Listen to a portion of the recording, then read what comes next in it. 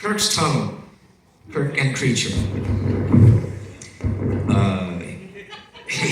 Kirk stares, puzzled, lowers his phaser a trifle.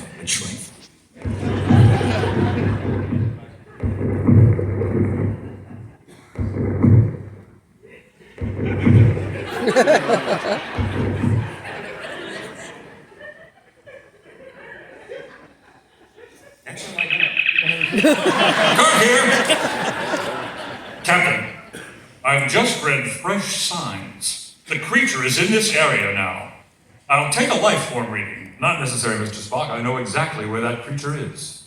Where, Captain? Standing right here with Kitty. Who is a beautiful creature.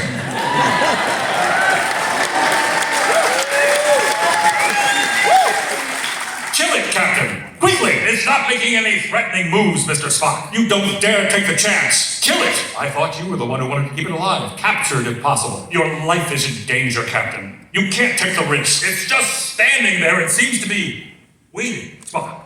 Captain, please. Full power phaser. Not yet, Mr. Spock. Very well, Captain. If it moves, please shoot it.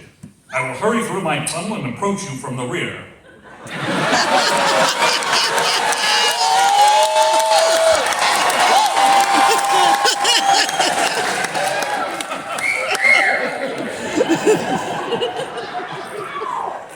The 60s.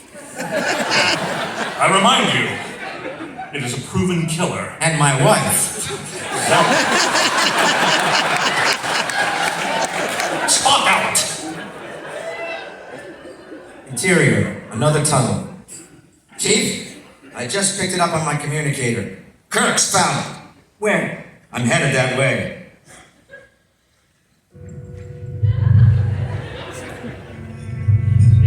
All right, what do we do now? Talk it over? Angle on creature. It moves to block him, and as it does so, we see on one flank a deep, ragged gouge, leaving a glistening rock-like surface exposed. Obviously, a wound. Well, you can't be hurt, can't you? He lifts his phaser. Angle on the creature. It makes that sound again. Obviously, it's afraid of the phaser. All right, your move? Or do we just sit and wait for something to happen? Approaching his footsteps, and in a moment, Spock bursts into the area. Don't shoot! Come on over, Mr. Spock. Fascinating, Captain. It's made no moves against you. None. It seems to be waiting. I tried talking to it, but it did no good. They're all through here, embedded in that light strata. Thousands of them. Yes, it is logical. They mean something to you. I believe the answer, Captain, but I cannot be sure. Captain, are you aware that we Vulcans are capable of limited telepathy? Of course, but you remember our Vulcan technique of joining two minds. Painful and yet terribly personal for a Vulcan. Since it entails the complete lowering of the mental barriers, a complete mental exposure. You mean there's a possibility of you getting through to this thing? Possibly. If I could touch it. Creature lurches back, making a loud, angry sound. Spock stops. The creature stops. It would be better if I could touch it. However, if you will be patient, Captain.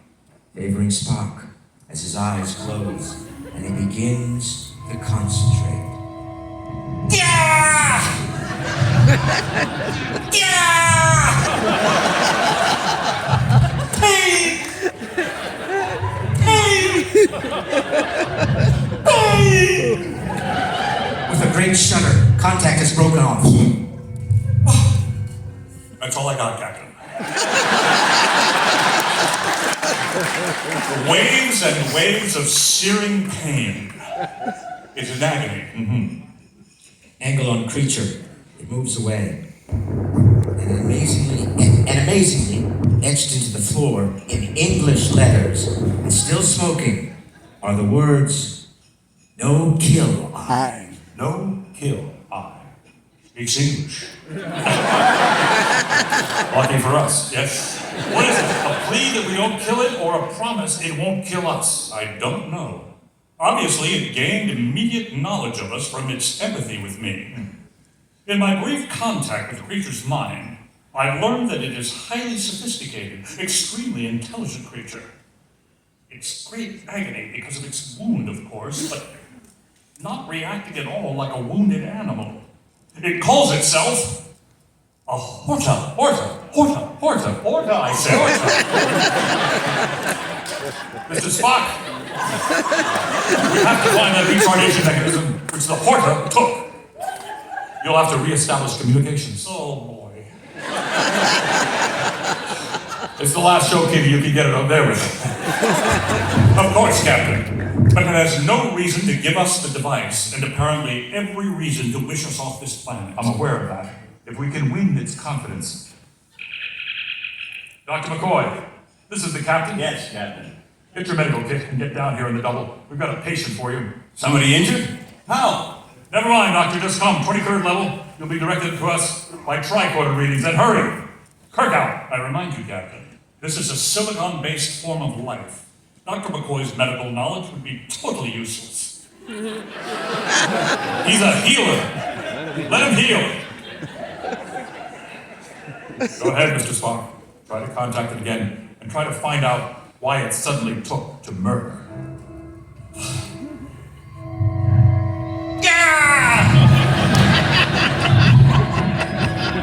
Pain!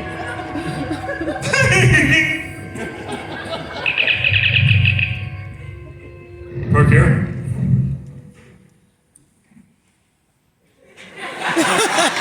Giotto, Captain, are you alright? Perfectly all right.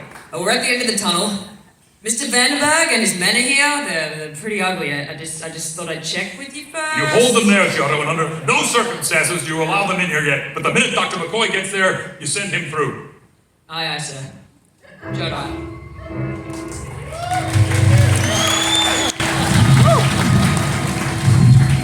Murder! The thousands! Devils! Eternity ends! Horrible! Horrible! In the chamber of the ages, the altar of tomorrow. Murders! Murderers! Mr. Spock, the mechanism. Stop them! Kill! Strike back! Monsters! What in the name? It's wounded badly. You've got to help. Help? This? Take a look at it. The end of life. The murderers. Killing the dead children. You can't be serious. Oh, I'm sorry. You can't be serious. That thing is virtually made out of stone. Help it. Treat it. I'm a doctor, not a bricklayer.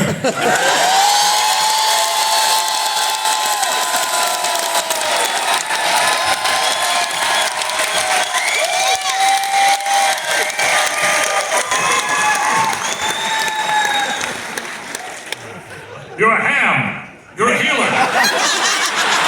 That's your patient. That's an order, Doctor. Spock, tell us we're trying to help. A doctor, not a bricklayer.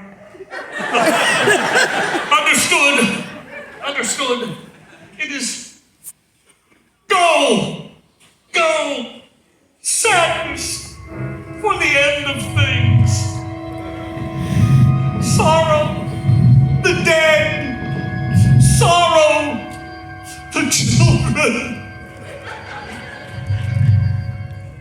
That's right, Lieutenant. Beam it down to me immediately. Don't ask questions. Never mind what I want it for.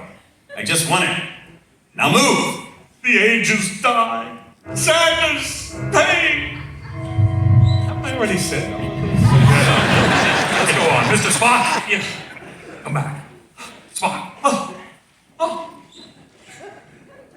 I found the unit in there. It's in good shape. I also found about 1 billion of these.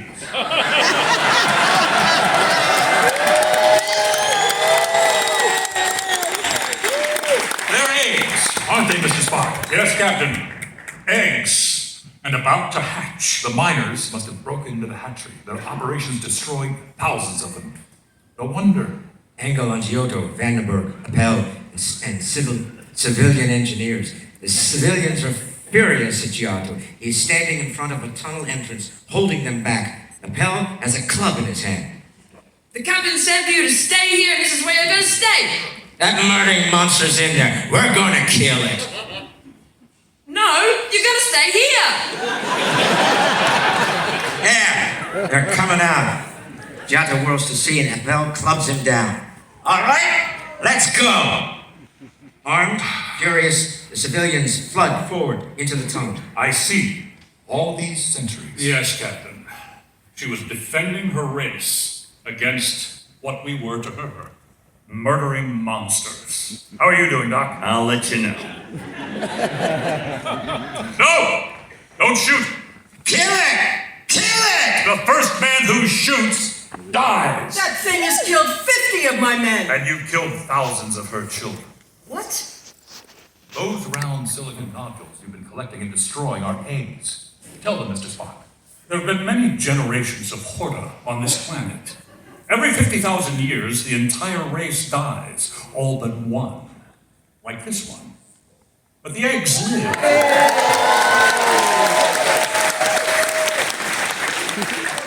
But the eggs live in bags. She protects them, cares for them, and when they hatch, she is the mother to them. Thousands of them. This creature here is the mother of her race. She's intelligent, peaceful, and mild. She had no objection to sharing the planet with you people until you broke into the nursery and started destroying her eggs. Then she fought back in the only way she could, as any mother would when her children were in danger. How are we to know?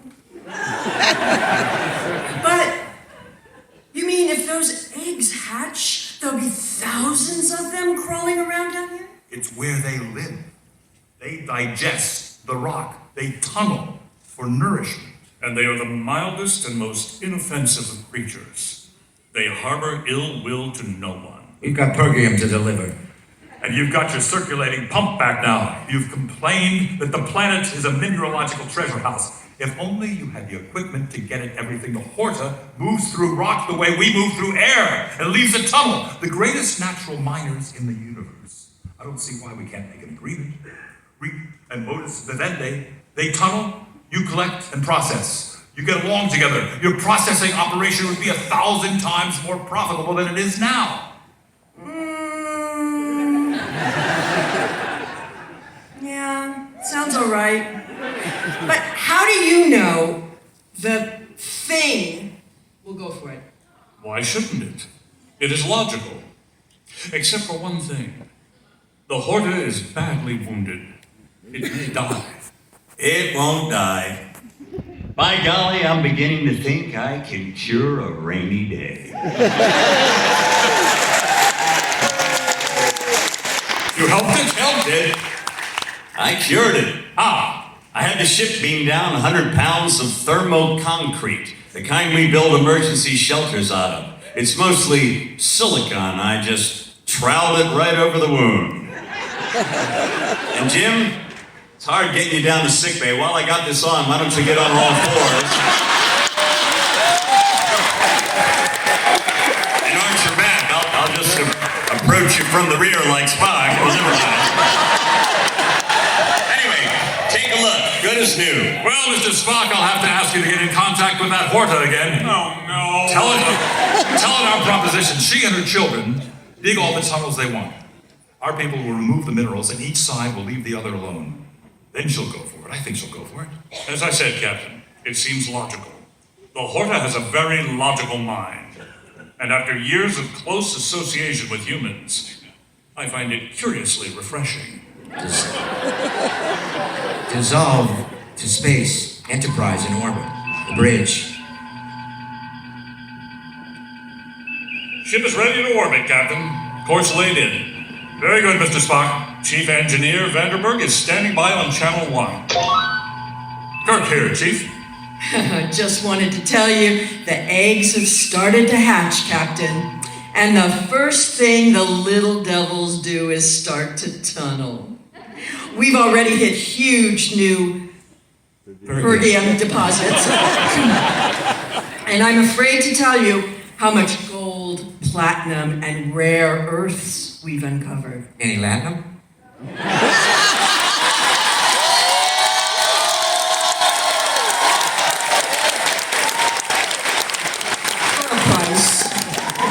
Delighted, Chief. Once the Mother Horta tells all her kids what to look for, your people are going to be embarrassingly rich. The Horta aren't so bad once you get used to their appearance. Okay, Kirk. Thanks for everything. Our pleasure, Chief. He punches off. What Chief Vanderberg said is exactly what Mother Horta said to me. That our appearance is revolting.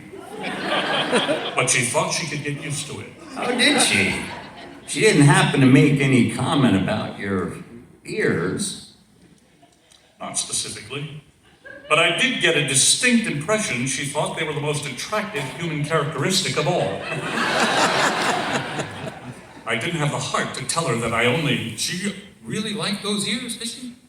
The Horta is a remarkably sensitive and intelligent creature, with impeccable taste. Because she improved the view. Really, Captain, my modesty Is too well known to bear close examination. I suspect you are becoming more and more human all the time. I see no reason why I should stand here and be insulted.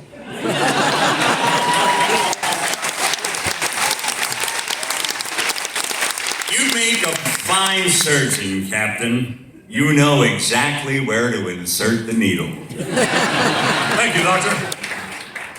You're a good teacher. Mr. Sulu, warp factor 2. The Enterprise flies on. Fade out. The end.